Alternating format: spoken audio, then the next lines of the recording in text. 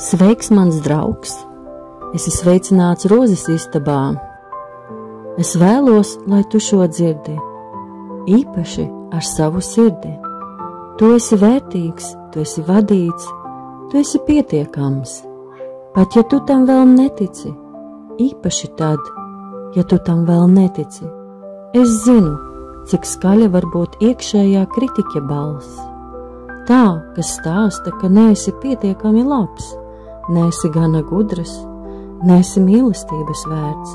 Tā, kas analizē katru tavu vārdu, katru kļūdu. Tā, kas liek tev justies tā, it kā esi atpalicis, salauzts vai nekad nespēsi būt pietiekami labs. Bet ļauj man tev kaut ko jautāt.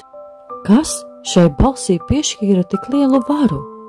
Un kas, ja tā visu laiku ir kļūdījusies?